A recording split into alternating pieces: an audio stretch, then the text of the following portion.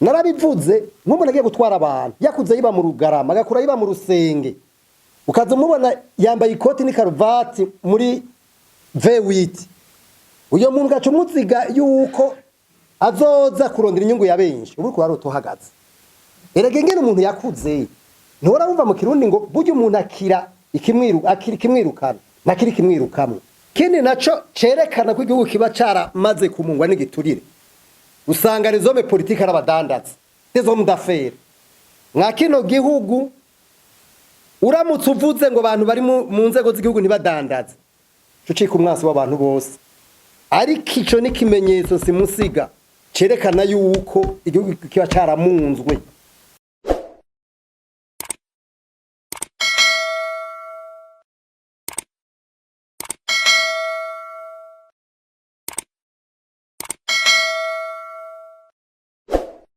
Ikintu kikwereka ko ahantu hari igiturire usanga ivyo bita inyungu ya benshi nibiri kuraza kuronderesha mu nguru kuramurika urabona hari igihe umuntu amurika ikintu ngo aronderesho ya hari ibintu bita ibimenyetso vyerekana ko igiturire kiba cariraye.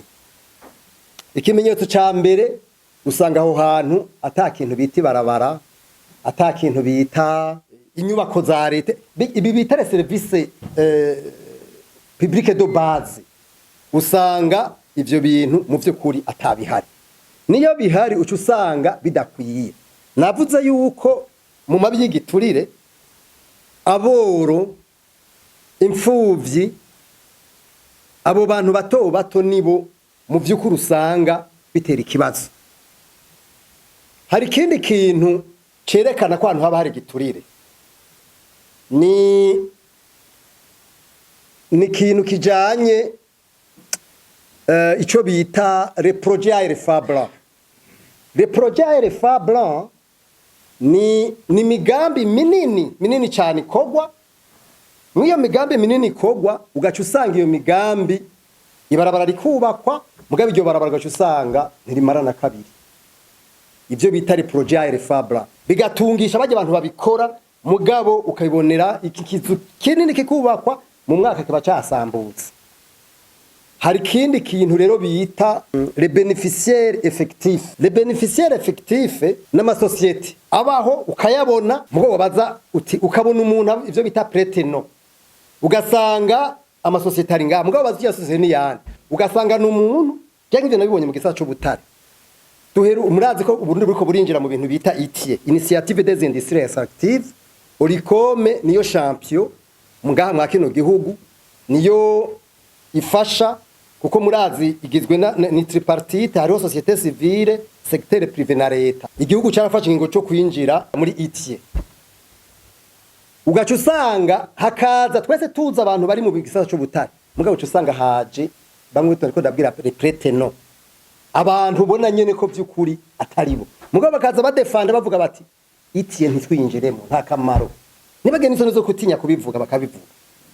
Je navuze ntitugira n'isoni nk'umuntu ashobora kuza kuvuga ibintu nk'ivyo duheruka mu nama yabaye mu kucenda bavuga ngo nta kamaro kwinjira muri ITIE ngo twe ntitubona akamaro kabyo warabu bivuze ukabuza imwene societe uramuka kuko twese ngaha mu gihugu turazinanye gaca usanga mu vy'ukuri mwende ko ndakubwira les bénéficiaires effectifs nabo rero abusanga societe uyibona mugabo wiserukira akaba ari igikanganyoni ntabari we vy'ukuri.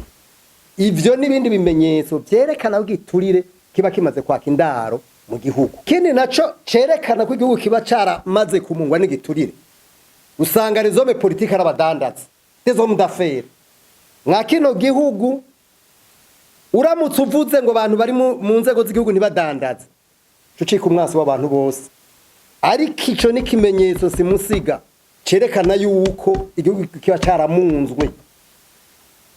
Ico bita environnement des affaires ntigishoboka. Ikintu ca mbere cakogwa cyagomba gukorwa mu bintu byo gukinga kandi biri no mwitegeko no mwamasezerano ni ikintu kijanye no kwerekana ubutunzi. Ivyo bivugwa mu bwizwa shingiro mu ngingo ya 95. Mwiyo ngingo ya 95 iravuga urutonde rw'abantu bagomba kwerekana ubutunzi bwabo. Hanyuma mu itegeko ryo kurwanya igiturire n'ababarira kuva ku ngingo ya 29 gushaka ku ya 36 mbere n'umunani baca bavuga imigwi y'abantu bagomba kwerekana ubutunzi bwabo. Baravuga abo mu nzego nkuru z'igihugu, bamwe bavuga muri rya tegeko ndababwiye bw'izwa shingiro, bagaca baja rero ku bantu abashikiranganji, aba assista babashikiranganji, aba secrétaire permanent, hagaca haza n'abantu benshi cyane udashobora, nta muntu numwe none w'umukozi wa leta numwe atabarimwo.